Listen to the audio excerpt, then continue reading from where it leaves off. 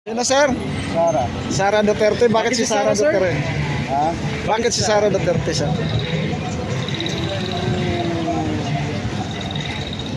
Magandang kinabukasan sa Pilipinas. O Sabi ni Sir mga kaibigan, maganda daw ang kinabukasan sa pagsigiti Sara ang Walang boboto. korupsyon. walang corruption. Sige, sir. Salamat, ha. Thank you. Lini Robredo. Nandyan si Senator Rapi Tulfo. Nandyan si Ontiveros. Sara Duterte po. Okay. Salamat. Kanino, ma'am? Kanino kayo? Duterte ako. Duterte kayo, ma'am. Sige, salamat. Kayo, ma'am? Sara Duterte. Sara Duterte kayo, ma'am. Okay, salamat. Duterte yan. Ano, ma'am? Ano, ma'am? Solid. Solid Duterte ko. Alam niya sa social media. I love you guys. My baby, my future president. Solid na solid po talaga. Wow. Duterte yan forever. Salamat, ma'am, ha. Walang ano. Yung susuportahan dito, sir. Duterte pa rin. Duterte pa rin. Tapang, sir. Thank you, sir. Kayo po, sino kayo, sir? Eh, Sara din. Okay, salamat. Sa darating na presidential election, sino ang inyong napupusuan na susuportahan? Number 1, si BP Sara. Number 2, si Lini Robredo. Number 3, si Rapi Tulfo. Number 4, si Risa Ontiveros. Siyempre, number 1 po, kasi taga Davao po kami. Ah. Sara, solid. Sige, ma'am, salamat, ha. Ma'am, sa presidential election sa 2028, sino ang inyong susuportahan? Number 1, nandiyan si BP Sara Duterte. Number 2, nandiyan si Lini Robredo. Number 3, si Rapi Tulfo. Number 4, si Risa Ontiveros. Number 1. Number 1 kayo kasi Sino, ma'am? si Inday Sara Duterte. Ayun. Magandang hapon sa darating na presidential election. Sino ang iyong susuportahan? Nandiyan si BP Sara Duterte, nandiyan si Lini Robredo, nandiyan si Rapi Tulfo, nandiyan si Ontiveros. Si Inday Sara po. Bakit si Inday Sara, ma'am? Kasi taga Davao po kami. Then alam na namin kung ano siya mamuno. Ah. Sa Davao talaga. Sige, ma'am, salamat, ha. Presidente, sino ang iyong napupusuan suportahan sa 2028? Si Leni Robredo. Si Lini Robredo. Sige, salamat. Sa pagka-presidente, sino ang iyong napupusuan? Sara. Bakit si Sara, sir? Bakit kay Sara, sir? Eh, Bisaya ako eh. Kayo, ma'am. No comment muna ako dyan. No comment. Salamat. Good morning. Sa darating na presidential election sa 2028, sino ang iyong napupusuan na susuportahan? Number 1, si Vice President Sara Duterte. Number 2, si Lini Robredo. Number 3, si Rapi Tulfo. Number 4, si Risa Ontiveros. Para sa akin, si Rapi Tulfo nga ano yung pigan. Dahil kasi si Rapi Tulfo, subok na natin sa mga, ano yan, sa mga problema dito sa Pilipinas, yung mga katiwalian. Eh kung kay Sara Duterte tayo may kaso na may ano yan merong kaso na pangungulimbat do sa DepEd na pinasukan ng sekretarya siya noon. Siyang sekretarya niya yung tinatawag na confidential funds bigla na lang nawala, yun ang di niya kayang sagutin. Pwede kayo? Presidential election sa 2028, sino ang iyong napupusuan dyan sa apat? Siyempre, Bicolano tayo. Sino po? Alam na. Alam na. Lini Robredo. Lini. Okay, salamat. Rapi Tulfo ako. Kay Rapi Tulfo kayo. Sige, kayo, ma'am. Rapi Tulfo, sir? Siyempre, kay Sara Duterte ako. Sara Duterte kayo. Opo. Sige, salamat. Napupusuan dito sa apat. Nandiyan si BP Sara, nandiyan si Tulfo kayo. Sige, salamat. Natanghali, no, sa darating na presidential elections 2028, sino ang inyong napupusuan na suportahan? Nandiyan si BP Sara Duterte, nandiyan si Lini Robredo, nandiyan si Rapi Tulfo, nandiyan si Ontiveros. Tatamaan mo kami, sir. Sino yun, sir? Alam mo na yan.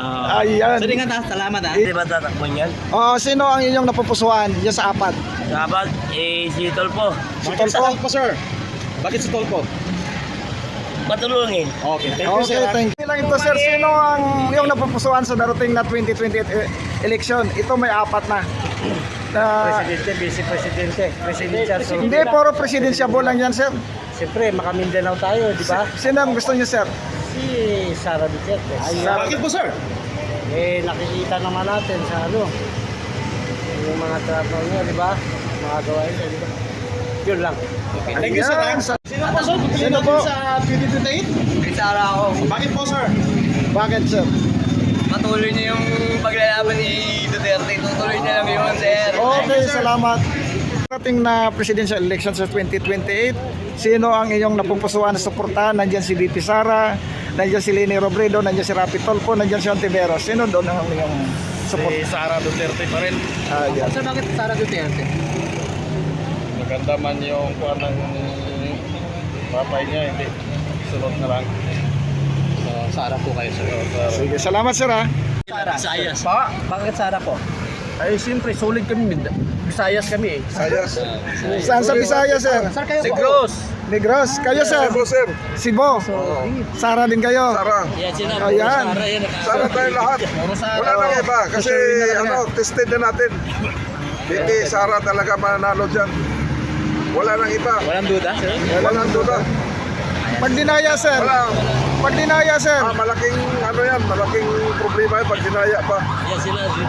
Kung ngayon gagawin eleksyon, sure ball na yan, panalo si Sara. Kayo sir. Sir, kayo sir. Sara din yan. Sara din kayo sir. Huwag mo iwan mo ah. Wala ka video yan, no? Dalini kayo. Sige, salamat. Magandang tanghali. Ito po yung ng sa presidential election sa 2028. Sino ang iyong napupusuan na suportahan? Siyempre, Sara Duterte. Sara, alangan naman lulo ko yung sarili ko dyan. Opo, sir, bakit Sara? Eh, nakikita maganda eh. Maganda kasi yung mama niya eh. Para sa akin, yung drugs kasi, number one yan eh. So yun yung gusto mo, yung war on drugs? Oo. Sir, ano ba yung naging epekto ng war on drugs sa ating mga Pilipino? Ay, naging malinis yan. Oo, malinis dito. Dito sa Maynila, walang drugs. Naging drugs yun? Oo, mas maganda yun. Kumpara mo ba ngayon, sir? Oo. Para sa akin na. Para sa akin na. Yun na nakikita ko. So masasapan natin po kayo yung nung panahon po ni PRRD Oo. kaya sa ating kasalukuyang Oo, mas maganda. Sige sir, salamat. Ating na presidential election sa 2028. Sino ang inyong napupusuan na susuportahan? Number 1 si VP Sara Duterte, number 2 si Leni Robredo, number 3 si Rapi Tulfo, number 4 si Risa Ontiveros. Sara Duterte sir. Oo. Sir, bakit po Sara Duterte? Sara Duterte po sir, parang mabawas-bawas na naman sir yung mga droga dito sa Pilipinas natin po sir. Yung mga krimen. Talamak na mo ba? Opo sir. Kasi balik niya kung wala si Sara. Okay. Duterte sir. Yes. Okay. So thank you, ha? Salamat. Darating na 2028 sa presidential, no? Sino ang iyong napupusuan na suportahan? Sa apat, nandiyan si VP Sara, nandiyan si Leni Robredo, nandiyan si Rapi Tulfo, nandiyan si Risa Ontiveros. Sara. Si Sara. Bakit Sara, sir? Ay, Sara lang. Taga Davao ako. Tatuloy niyo po. Salamat, sir. Salamat. Presidential election sa 2028. Mama, sino po yung napupusuan yung susuportahan? Si VP Sara? Si Ontiveros? Wala pa. Si Leni Robredo, si Rapi Tulfo. Ay, puso po kayo, Nay. So, Okay. kuwan muna kayo. Alam mo na si Nanay, Undecided. pa. Duterte agad Duterte si ma'am. Wala pa nga Talaga. Ano po? Ano ma'am? Ano ma'am? Ano sabi mo ma'am? Takampi? Takamping? Takamping? Nakampi nila ang Tiberos. Ayan. So thank you mama. Thank you. Thank you. Duterte rin. Sino sir? Si Sara Duterte rin sa akin. Yung susuportahan. Kasi maganda siya magpalakad ng mga sa Pilipinas. Mas maganda si si Sara Duterte. Si Bongbong ang mahal ng bilihin ng bigas. yung 40 ginawa ng 60. Mas maganda yung si Sara. Sige sir, salamat. Ang iyong napupusuan sa apat, si Sara Duterte, si Risa Ontiveros, si Leni Robredo, si Rapi Tulfo. Sino po ma'am? Para sa akin si Sara. Ayan, bakit si Sara ma'am? Kasi kung ano yung ano niya ng patakaran niya ng araw sa media. Baka itong maging ano siya, mas maganda. Ang patakaran niya ngayon. Parang katulad sa tatay niya, ganun. Mas maganda pa nga ang tatay niyang maging presidente kasi maraming bawal, maraming natatakot. Eh ngayon, buhay ngayon ng mga Presidente, ang buhay ngayon ng mga tao, ang hirap ngayon. Mahirap ang buhay ng mga mahihirap. Ma'am, ba't nyo po nasabing mahirap ang buhay po natin ngayon? Kasi sa ngayon, mataas ngayon ang mga bilihin. Mataas ngayon ang lalo tumataas ang mga bigas. Kasi dati, ang bigas sabi, 20 raw. Eh ngayon, nagit 50, pataas na. Eh siyempre, ang mga walang bumibili, yung mga bumibili na walang pera, siyempre, hindi makakabili ng mga ganun mataas na presyo. Kaya,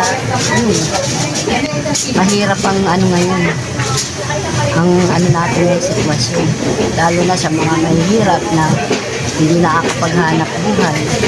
Kaya kailangan, meron kami hanap buhay. Katulad ngayon, pag naghanap buhay ka, bebenta ka lang ng tama, pang araw-araw gastos na. Eh, paano ngayon kung yung mahirap ka, wala kang hanap buhay? Kaya ngayon, maraming gumagawa ng masama.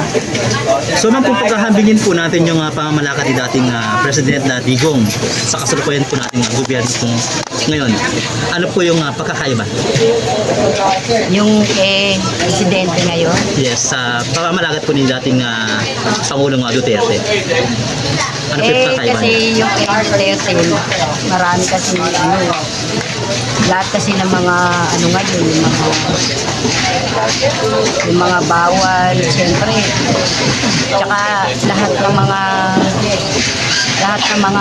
yung tawag yung mga ibawa kung may mga bawal na masama, ganyan, ano niya kagad yun, nalulupas na. Ni Duterte. At saka maraming bawal nung araw.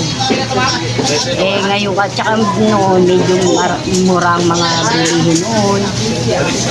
Saka maraming ano, yung katulad ng pandemic, marami siyang nabibigyan, marami siya natutulungan.